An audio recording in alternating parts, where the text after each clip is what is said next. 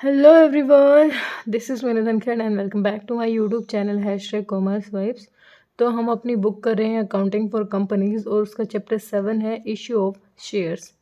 इसमें करने वाले हैं प्रैक्टिकल क्वेश्चन नंबर 16 और हम इसमें जो हमारा टॉपिक है वो है कॉल्स इन एडवांस। मतलब हम जो कोई कंपनी है ना, जब इशू करती है शेयर्स को तो वो पैसा इंस्टॉलमेंट में मंगवाती है, एक साथ पैसा नहीं मंगवाती सारा का सारा इश्यूज का।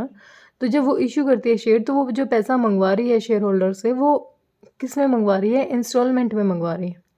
तो अलग अलग इंस्टॉलमेंट होती है, कोई 4 इंस्टॉलमेंट में मंगवा लेता है, कुछ कुछ 5 में मंगवा लेता है। उनके नाम होते हैं जैसे application, allotment, first call, second call, final call. इस तरीके से कंपनी पैसा मंगवाती है।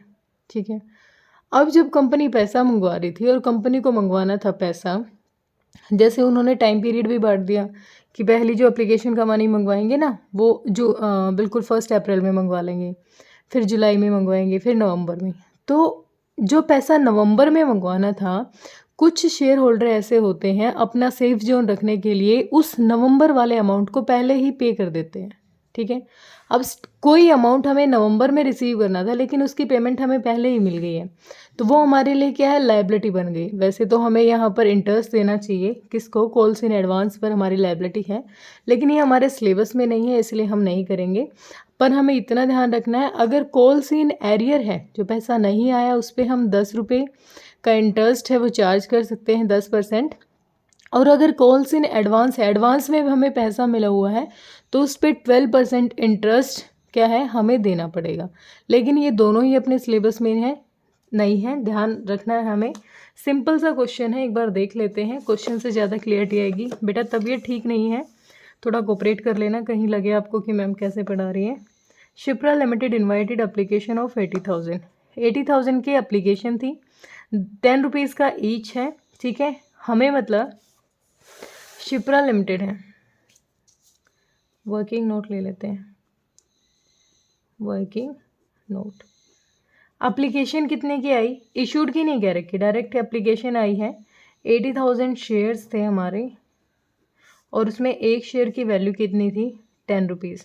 तो टोटल पेमेंट कितनी आ गई, 8 लाख की पेमेंट हमारी आ गई है। ठीक है। लेकिन कंपनी किस तरीके से पैसे मंगवा रही है, ये होती है हमारे इंस्टॉलमेंट। कि कंपनी ने एप्लीकेशन यानी 1 मई को पैसा मंगवाया, 2.5 रुपये मंगवाए हैं 80,000 शेयर के। 1 जून को मंगवाया है यहाँ पर 2.5 अगेन 80,000 पे, 1 नवंबर को, और ये इस तरीके से कंपनी ने पैसा मंगवाया। ठीक है। All the share were applied and allotted, जितने भी 80,000 के शेयर थे हमने अप्लाई किए थे वो सारे के सारे अलॉट हो चुके हैं, एप्लीकेशन भी आई और उनको अलॉट भी कर दिया। ठीक है। शंकर होल्डिंग 600 शेयर, एक पर्सन है जिसके पास 600 शेयर हैं, paid the whole amount along with allotment. 600 share एक पर्सन के पास थे, उसने फर्स्ट कॉल और सेकंड कॉल दोनों का पैसा ही कहाँ पर दे दिया, अलॉटमेंट पर दे दिया। ठीक है। इसका मतलब जो पैसा उसको 1 नवंबर और 1 फरवरी को देना था वो 1 जून को ही दे गया उस अमाउंट को। यही होता है कॉल इन एडवांस, मतलब इंस्टॉलमेंट का पैसा टाइम पीरियड से पहले जमा करा देना। ठीक है। पास करनी है cash book and journal entry assuming the books are closed on 31 March. ठीक है। इसका कोई आंसर हिंट वगैरह नहीं दे रखी है, लेकिन इसको क्वेश्चन को कैसे करने वाले हैं ध्यान दो एक बार। अब देखो हमने क्या क्या मंगवाया था, हम एंट्रीज़ के थ्रू समझे इसको, ये तो हमें समझ में आ गया। अब पहले हम देख लेते हैं एप्लीकेशन पर कितना पैसा मंगवाया है।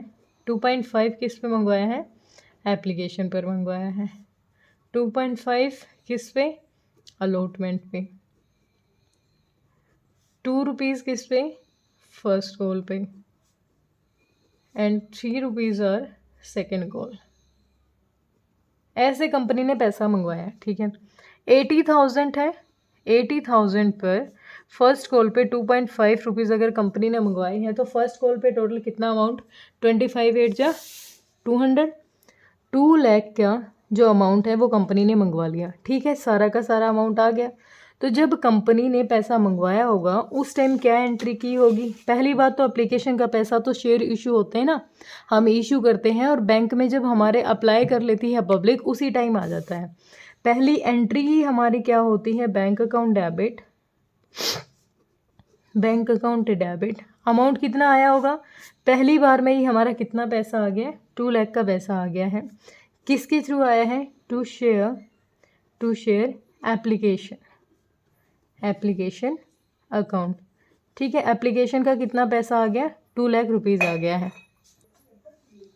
ठीक है, अब बैंक में जब पैसा आया एप्लीकेशन का, तो यहाँ पर हमें कैश बुक बनाने के लिए क्या रखी है, तो अमाउंट कैश लगाओ या बैंक है, हम यहाँ पर वैसे बैंक ही बनाते हैं, क्वेश्चन ने वैसे ही डिमांड कर रखी है, बैंक अकाउंट बनाना होता है हमें, लेकिन अब कैश बुक की डिमांड है तो हम लिख लेते हैं, एंट्री सेम से ही होगी। तो हमारे पास पैसा आया है टू शेयर एप्लीकेशन से पैसा आया है अकाउंट, कितना, 2 लाख रुपीज़ हमारे पास आ गए। बिल्कुल बेसिक था ये यहाँ तक।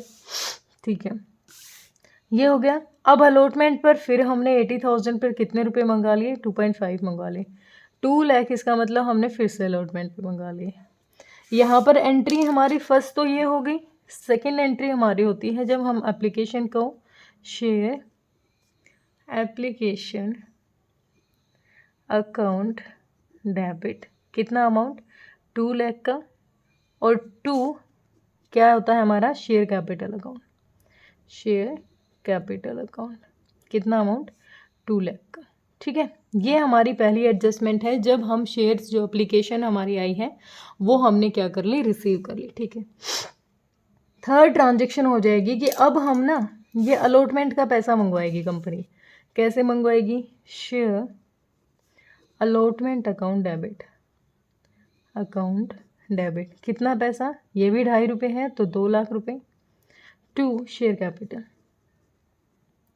कैपिटल अकाउंट, कितना अमाउंट आया, 2 लाख आ गया। ठीक है, अब हमने मंगवाया 2 लाख है, तो जब ये बैंक में आया होगा तो एंट्री क्या हुई होगी, बैंक अकाउंट डेबिट, कितना अमाउंट, 2 लाख।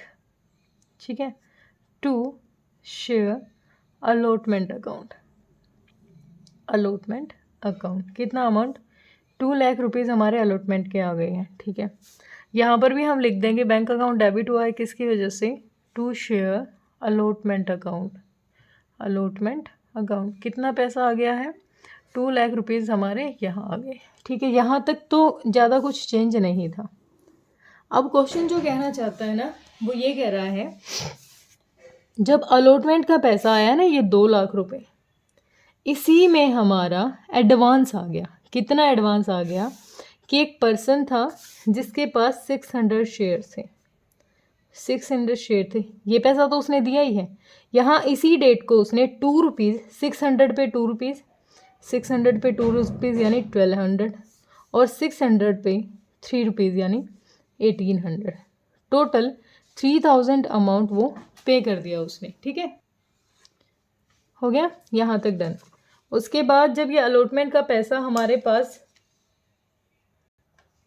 अब जो ये एडवांस पैसा आ गया हमारा किस डेट को, 1 जून को, ये अलॉटमेंट के पैसे के साथ, तो हमारी एक एंट्री और बननी चाहिए यहाँ पर कि बैंक अकाउंट डेबिट, कितना amount, total 3000, to first call share first call लिख लेना, फर्स्ट कॉल पे कितना, 1200 देना था उसको, टू शेयर सेकेंड कॉल पे उसको इतना देना था, सेकेंड कॉल कितना आ गया, 1800। ठीक है, टोटल 3000 उसके अकाउंट में आ गए। ठीक है, अब बैंक अकाउंट डेबिट हुआ है फर्स्ट और फाइनल कॉल की वजह से, तो हम लिख देते हैं यहाँ पर 2 कॉल्स इन एडवांस, जो एडवांस में पेमेंट आ गई है हमारे कितनी, 3000 की। ठीक है, जिस दिन पैसा आ जाए उसी दिन रिकॉर्ड कर लो। अब जो 600 के शेयर हैं वो अगर पहले ही पैसा दे चुके हैं, तो यहाँ पर जब फर्स्ट कॉल का पैसा लेंगे हम 2 रुपये, तो जो 80,000 के शेयर है ना, उसमें से 600 लेस कर देंगे, क्योंकि 600 ने अपनी पेमेंट पहले ही कर दी। यहाँ पर भी जब हम पैसा मंगवाएंगे तो 600 को लेस कर देंगे, कितना अमाउंट रह जाएगा, 79,400। अब 79,400 पे 2 रुपये मंगाएंगे, 008, 2 9 जा 18, 14 और 1 15, 1,58,800। और यहाँ जब हमने मंगवाया होगा 3 रुपीज़ मंगवाए हैं इससे, यहाँ पर 30 30 3 4 जो 12, 3 9 जो 27 और 28, 3 7 जा 21 और 23, ठीक है, कितना 23, 2,38,200, 1,58,800, ये जो अमाउंट है। अब बैंक में जो पेमेंट आई है हमारी वो ये अमाउंट आया। ये क्यों आया है? वैसे तो नॉर्मली इसके हिसाब से 8 2 जा 16, 1,60,000 आने थे, लेकिन कम क्यों आया? क्योंकि जिसके पास 600 शेयर थे ना, वो पहले ही पेमेंट कर चुका है और वो हमने रिकॉर्ड भी कर रखा है। तो जब कंपनी ने फर्स्ट कॉल का पैसा मंगवाया होगा तो यहाँ पर क्या एंट्री की होगी फर्स्ट कॉल के लिए? Share first call account debit, first call account debit. कितना पैसा मंगवाएगी कंपनी? अब या तो आप जो ये एंट्री है ना इसको सेपरेट कर सकते हो, ठीक है। कंपनी ने कितना पैसा मंगवाया होगा? कंपनी ने मंगवाया होगा पूरा का पूरा कितना हो गया ये यहाँ पर 8 2 जा 16, 1,60,000 पूरा अमाउंट कंपनी ने मंगवाया होगा, 1,60,000, ठीक है। टू शेयर कैपिटल अकाउंट, ठीक है, कितना 1,60,000। लेकिन जब बैंक में पेमेंट आई होगी ना 7, बैंक में जब पेमेंट आई होगी ना तो बैंक अकाउंट डेबिट हुआ होगा। कितने अमाउंट से? अब बैंक अकाउंट डेबिट होगा इस अमाउंट से, क्योंकि कॉल इन एडवांस ऑलरेडी हम रिसीव कर चुके हैं। तो 1,58,800 रुपीज़ ही हमारे किसके आएंगे? टू शेयर फर्स्ट कॉल के, ठीक है। टू शेयर फर्स्ट कॉल का अमाउंट हमारा ये आ जाएगा 1,58,800, ठीक है। सेम ऐसे ही प्रोसेस करेंगे हम 8 एंट्री में। अपनी सेकंड कॉल मंगवाएंगे, शेयर फाइनल कॉल लिखो या सेकंड ही लिख लेते हैं, सेकंड कॉल्स अकाउंट डेबिट, ठीक है। अब कंपनी कितना मंगवाएगी? 8 3 जा 24, कंपनी मंगवाएगी यहाँ पर 2,40,000 टू शेयर कैपिटल अकाउंट 2,40,000। लेकिन हमें पता है पेमेंट पहले आ चुकी है, तो 9th और लास्ट एंट्री हमारी क्या हो जाएगा? यहाँ पर जो अमाउंट हमारा कॉल्स का था वो रिड्यूस करने के बाद बैंक में कितना पैसा आएगा? बैंक अकाउंट डेबिट, कितना अमाउंट? 2,38,200। टू किसका पैसा है ये? शेयर सेकंड कॉल का, सेकंड कॉल्स अकाउंट, ठीक है, 2,38,200, ठीक है। अब हम यहाँ पर भी एंट्री कर देंगे टू सेकंड कॉल, सॉरी पहले फर्स्ट कॉल हो गया, first call account. First call पे कितना आया? 1,58,800 टू सेकंड कॉल पे कितना पैसा आया अपना? 2,38,200, ठीक है। अब इस अमाउंट को टोटल कर लेते हैं एक बार, हम टोटल करेंगे 2 और 2 4 लाख और 3,000 तो ये है ही, तो 4 लाख 3,000 तो अपना हो गया, प्लस में 1,58,800 प्लस में 2,38,200, टोटल कितना आ गया? 8 लाख। यही हमें रिसीव हो चुका है। टोटल कितना आ गया? 8 लाख रुपीज़। यहाँ पर भी कितना? 8 लाख रुपीज़। तो बाय बैलेंस सीडी कितना हो गया अपना? 8 लाख। बिल्कुल सिंपल था। एंट्रीज़ भी हमने कर ली हैं, टोटल इसमें 9 एंट्रीज़ हो जाएंगी, ठीक है। कॉल्स इन एडवांस का आप ये चाहें तो अलग अलग दिखा सकते हैं, मैंने इकट्ठी एंट्री से दिखा दिया था कि दोनों का अमाउंट हमें मिल गया, ठीक है। क्लियर हुआ होगा, बिल्कुल बेसिक था। अगर किसी को कोई दिक्कत परेशानी होती है बेटा तो आप कमेंट सेक्शन में डालिए। Thank you so much.